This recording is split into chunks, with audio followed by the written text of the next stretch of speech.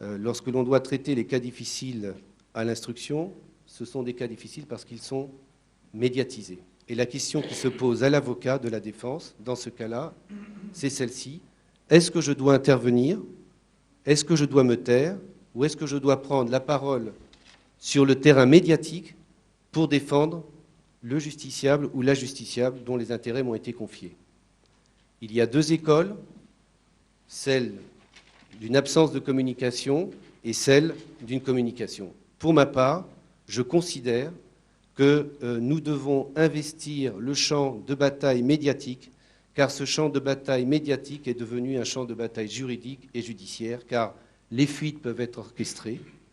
Elles peuvent être orchestrées, je le dis très simplement, par les officiers de police judiciaire, parfois par certains magistrats, qu'ils soient au parquet ou à l'instruction, et nous ne pouvons pas rester sans réponse. Mais j'attire votre attention sur le fait suivant. Nous sommes extrêmement vulnérables. Parce que prendre la parole publique au cours d'une instruction, c'est nous exposer comme avocats de la défense à la violation du secret professionnel, à la violation du secret de l'enquête, à la violation du secret de l'instruction. Donc il faut le faire avec beaucoup de prudence, avec beaucoup de modération et parfois avec beaucoup de chance. Est-ce que dans mon parcours professionnel, j'ai 25 ans d'expérience, j'ai violé ou pas le secret de l'instruction de l'enquête? Je vais vous répondre, avec des magistrats présents dans la salle, vraisemblablement. Est-ce que j'ai été poursuivi? Jamais. Est-ce que j'ai eu de la chance? Oui, certainement. Donc il faut faire attention, on doit investir ce champ de bataille, parce que ne pas le faire, c'est ne pas défendre correctement son client. En tout cas, c'est ma conviction profonde. Et puis, dans toutes les affaires, celles qui sont politiques et celles qui ne le sont pas, comment gérer les relations avec la presse quand l'affaire est très médiatisée? D'abord, il faut se rendre compte qu'aujourd'hui, il n'y a pas une presse, mais des presses. Il y a la presse écrite, la radio, la télévision, il y a également Internet, et on ne parlera pas du tout de la même manière à la jeune stagiaire d'ITV ou à Pascal Robert-Diard du Monde, quand on aura à s'entretenir d'un sujet un peu sensible. On ne doit pas considérer la presse comme un troupeau. Il y a des individualités, des manières différentes de réagir. Dans une conférence de presse, par exemple, on peut très bien toucher des médias de télévision grand public, et puis ça n'aura aucune incidence pour tout ce qui est presse écrite, ou pour lequel il faudra plus de sentiments, plus de finesse, plus de off, par exemple. Il faut aussi faire très attention à une chose, c'est que le temps des médias n'est pas notre temps. Les médias sont aujourd'hui dans l'immédiat, dans l'immédiateté, et nous pouvons avoir besoin de beaucoup de temps. Il faut faire, par exemple, aujourd'hui, attention à leur retranscription des débats. Justement, à cause de ça, un journaliste a une audience qui envoie un tweet sur ce que vient de dire un témoin. Quand on sort de la salle d'audience, tout le monde, en fait, toute la France entière est déjà au courant de ce qu'a dit le témoin. Donc, bien évidemment, il n'est pas question de venir dire le contraire ou de faire comme si ça n'existait pas, sinon on a l'air grotesque. Mais il faut presque être préparé à répondre à l'extérieur ou à ne pas répondre, parce qu'on a toujours le droit de ne pas répondre à ce qui va être dit. Et puis, il faut faire attention à l'opposition des arguments médiatiques par rapport aux arguments judiciaires. J'en parlais pour l'opposition des arguments politiques parfois et des arguments judiciaires, mais là, je trouve que c'est en fait encore plus vrai, encore plus crucial. Je trouve, par exemple, bon, c'est une opinion qui n'engage évidemment que moi, que les arguments de communication de l'affaire Kerviel ont été excellents sur le plan médiatique et communication. Il y a beaucoup de gens qui pensent que Jérôme Kerviel est une victime du système. Très bien. Il reste que sur le plan judiciaire, il a pris 5 ans. Donc, est-ce que ça a été efficace sur le plan judiciaire? Là aussi, ça n'engage que moi. Et comme je n'étais pas dans le dossier, je peux très bien me tromper parce que c'est toujours facile de juger les autres. Et quand on y est soi-même, c'est plus difficile. Mais il reste que sur le plan judiciaire, moi, à première vue, je me dis que c'était très mauvais. Et qu'une ligne de défense qui aurait été beaucoup plus profil bas et aurait été plus audible pour des juges que de venir dire la banque était au courant, alors que ça marche dans les médias, mais ça ne marche pas face à la réalité du dossier quand on voit qu'il y a 900 faux qui ont été faits en écriture en interne.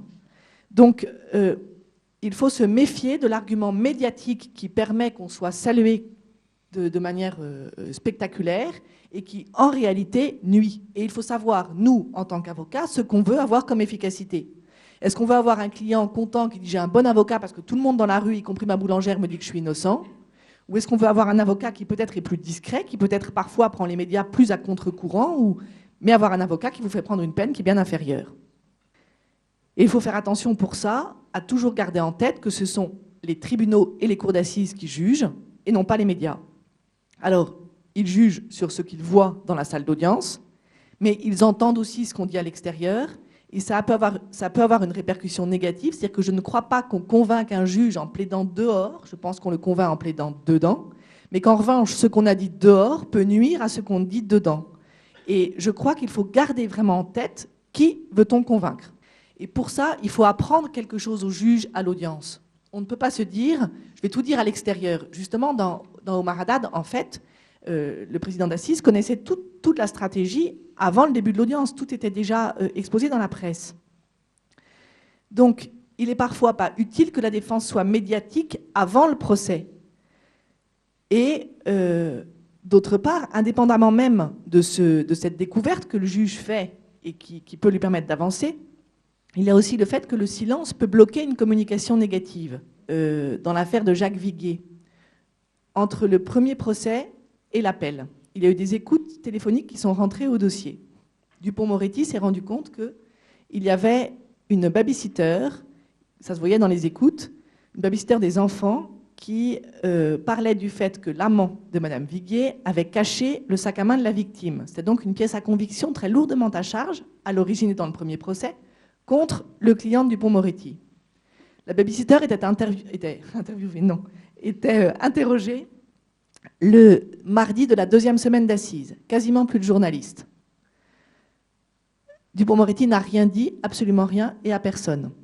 Quand la babysitter est venue, il l'a essorée et ça a permis d'avoir un élément extrêmement fort pour son client.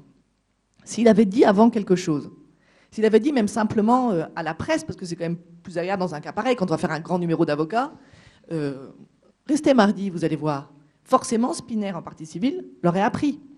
Et Spinner, l'apprenant, aurait pu savoir sur quoi Dupond-Moretti allait se battre. Et du coup, aurait pu préparer une défense. Et ça pouvait mettre par terre complètement la force des arguments de Dupond-Moretti. Donc dans un cas pareil, évidemment, il faut être extrêmement silencieux.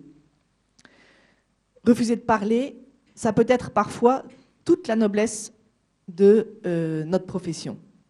De temps en temps, refuser de parler, c'est en soi une défense. Quand un journaliste nous demande, par exemple, bon, alors, dites-moi en 2 phrases. Parfois, on ne peut pas dire en 2 phrases. Donc, quand on a une affaire un peu complexe, on peut dire, bah non, dans ce cas-là, je ne vous dis rien du tout. Et si vous voulez retenir que 2 phrases, de toute façon, de tout ce que je vais vous dire, ça ne sert à rien que je vous parle. Avec la presse, et particulièrement à chaud dans le cadre d'une affaire, quand on a décidé de faire des déclarations, selon moi, il faut constamment penser au montage auquel on ne sera pas, particulièrement dans une actualité un peu brûlante. Et je pense qu'il faut penser aux phrases courtes. Et l'exemple que j'ai, c'est très lié à mon sujet, je vais y revenir dans un instant, c'est cette fois où j'assistais l'un des auteurs de viols particulièrement atroces par effraction au sein du domicile d'un petit couple. Le mari était absent, la dame a subi tout ça pendant 3 jours. Enfin, le dossier absolument effroyable, qui a d'ailleurs été très lourdement sanctionné. Je sors, et avec les flashs, là, ce truc qu'on connaît bien, je sors une série de phrases sur la délinquance sexuelle en général, la perversion, la perversité. Hein. Et je dis, et d'ailleurs, je vous ferai remarquer que même dans les petits dossiers, etc., et je fais une phrase sur les petits dossiers anodins qu'on juge en correctionnel d'exhibition. Et au montage, c'est cette phrase qui reste. Et le soir, dans le JT, alors que tout le monde sait de quoi je parle, le juge d'instruction, les jurés, qu'on est dans l'horreur, les 3 jurés remplaçants ont dû siéger à la suite de malaise. Enfin, c'est vous dire. On voit le brillant maître Moyard, là, avec ses grosses cernes sous les yeux et sa robe, qui dit « Oh, dans les petits dossiers, vous savez, je crois que la sexualité n'est pas au cœur des débats. » Effroyable, effroyable. Je crois que la journaliste ne l'avait pas fait exprès, j'espère. Mais c'est pour dire, faites attention à ce que vous dites. Tous sont dit, et ça peut-être, ce ne serait pas dit comme cela il y a 30 ans, encore moins il y a 50. L'importance de la stratégie face aux différents types de presse. Je ne sais plus qui a fait cette précision, mais tous, au fond, l'ont dit et l'ont montré par leurs propos. C'est Solange, je crois, qui l'a rappelé, et Daniel Soulez-Larivière aussi. différents types de presse, qui rend tellement complexe la rencontre déjà difficile à manier entre la stratégie strictement judiciaire à l'intérieur du prétoire ou à l'intérieur de la procédure, disons, et la stratégie extérieure avec les médias. Alors, tous soulignent à partir de là, Emmanuel Daoud, Solange Doumic, Daniel Souleys-Larivière, les contradictions entre le discours juridique et la communication extérieure, et tous craignent, et ça aussi c'est un peu nouveau, que les stratèges de la com l'emportent sur les stratèges judiciaires. Donc il y a là quelque chose sans doute de nouveau qui s'affirme en tout cas de plus en plus.